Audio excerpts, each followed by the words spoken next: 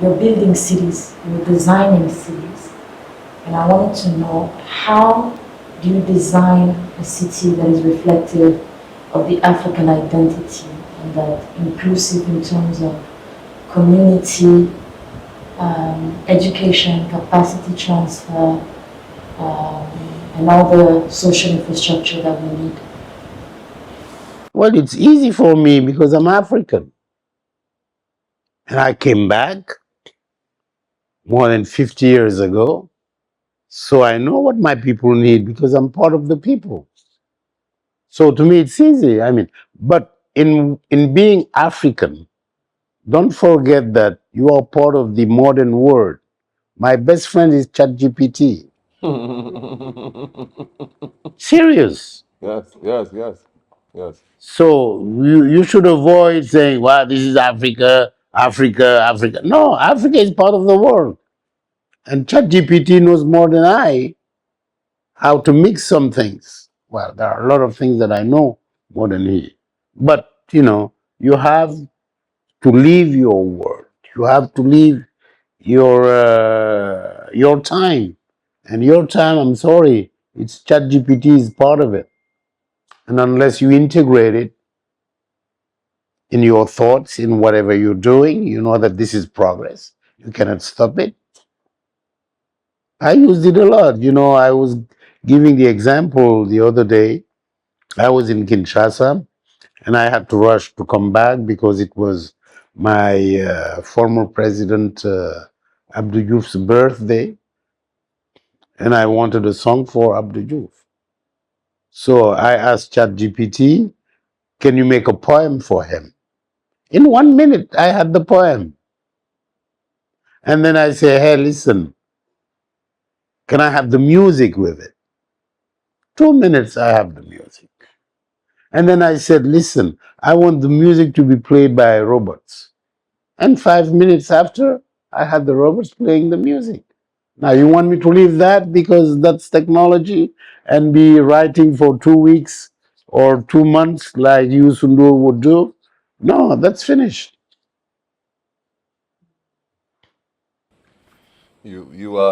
Last night we got to saw some of the future visions for Dakar specifically.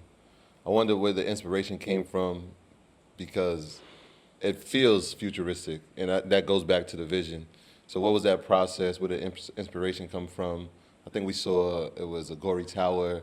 We're just super impressed by it. So, how'd you come up with the ideas? Well, I don't think when I do those things, it just comes natural. It just when I take my pen, I draw. It's just I don't even think it just comes. You do this and you do it. But I always have the will to develop the continent. This is why, for example, in one of the pictures, it didn't show good because of the screen that was too large. But you'd see the map of Africa. I do a lot of things with the map of Africa. So did you see the baobab, ocean baobab? If you see it here, if you have 2 minutes, I'll show it to you. Ocean baobab comes from the inspiration of the palm in Dubai. The palm is the palm. That's great. That's exactly what we were saying last night. The We were saying palm that is last the night. palm. Yep. I said this looks like Dubai. Yeah, the palm is the palm. And the same people, because it takes a lot of technology to do that. The same people who did the palm in Dubai will be doing with us, with our own entrepreneurs, the mixture, will be doing this baobab. Amazing. And this is how you mix things the way it should be.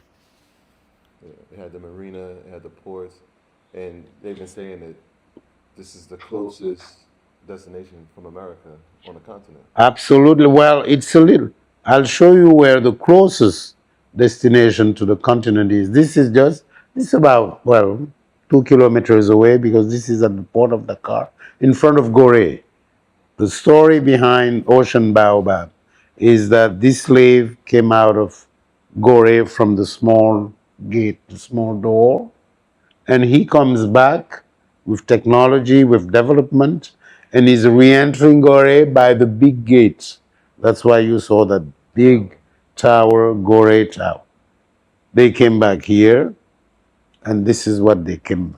They came from here, and this is what they bring to the world. Going back to Gore,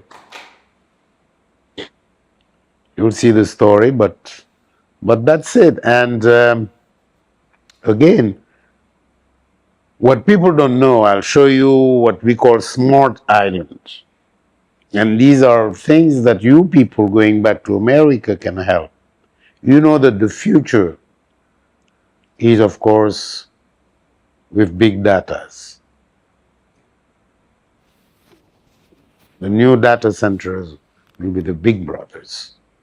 And we developing in the sea what we call smart islands. Smart island, I'll show it to you if you have a minute. Smart island wants to develop the future of Africa in an island with the shape of Africa. And what people don't know is that building that island on the sea, the land is cheaper than the land onshore. Because in that area, the land have taken so much value that it's very difficult to acquire a piece of land there. But if we build an island, the island is twice cheaper than the soil. But you have to know it. If you don't know it, you cannot say it. So I'll show you Smart Island. Where I need your help is that we need, for example, black folks come here all the time. They go to Gore. Oh, our ancestors, all this, all that. You don't see a penny when they go. How would they take this emotion, which is good, and turn it into facts for development?